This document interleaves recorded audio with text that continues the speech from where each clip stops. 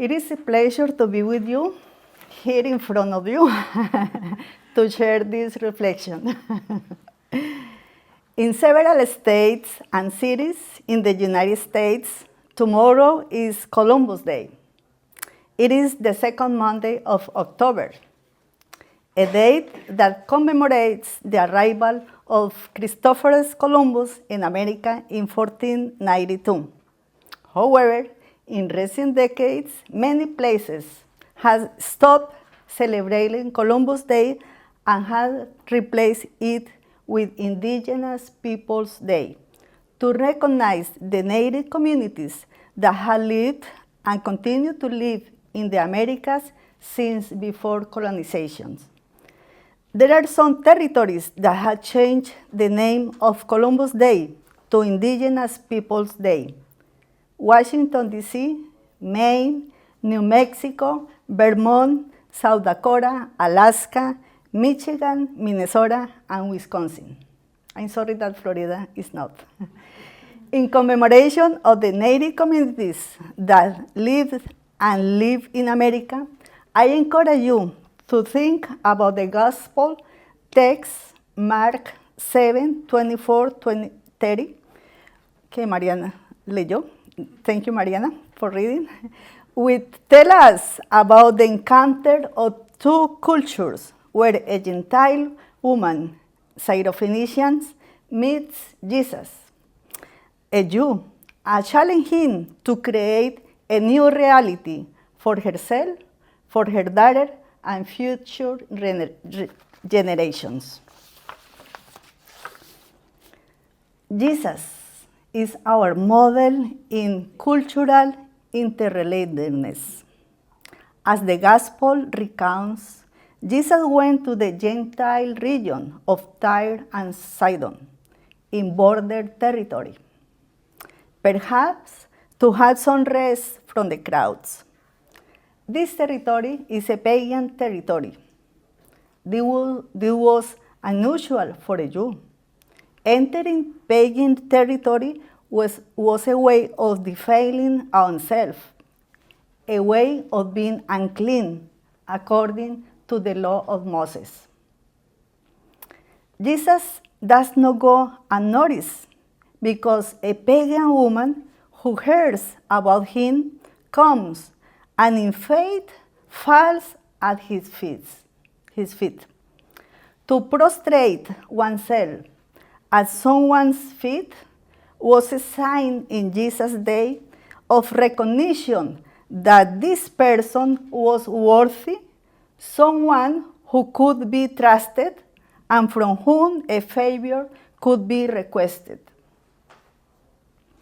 The woman goes and implores Jesus to free her demon-possessed daughter. The pagan woman is in this passage represent foreigners, those who are excluded because they are not Jewish, those considered impure. However, she chose herself to be a determined woman. She appears to be bothersome because she wants Jesus to attend to her request for help. And she does so in a verbal dispute worthy to be given by the finest teachers, a role explicitly denied to the women of Jesus' time. Jesus answers, in other words, that the salvation is not for the people of Israel, that is for the people of Israel, that the benefit of the participating in the kingdom of God, of salvation, and of the food that he brings is first for the Jews, and it is not right to give it to the pagans, to the dogs, symbol of the Gentiles. The Jews consider themselves exclusive, privileged by God's revelation and salvation. They believe that they were the only people to whom God revealed himself. The woman does not accept Jesus' rejection. She is a persistent and determined woman. She has a sick daughter whom she loves very much and is willing to do the impossible. As long as her daughter is healed, she gets Jesus to change his way of thinking, to see things from another perspective. She believes that the Jewish people are not the only ones worthy of receiving the Messiah, nor the only one who can participate in the kingdom of God and receive the benefits of the presence of Jesus, such as deliverance from evil. She achieves the transformation of Jesus. That's a good point. This woman becomes a model of faith in a border territory, so that her children may achieve liberation from evil. She is an example of persistence and openness to the other, to the stranger. The encounter of these cultures is an encounter of life, where actions of transformation are generated. It is a place where liberation from evil occurs and where cultural, social, and religious prejudices are overcome. This is another act of Jesus that overcomes cultural prejudice. We had a Jew and a foreigner.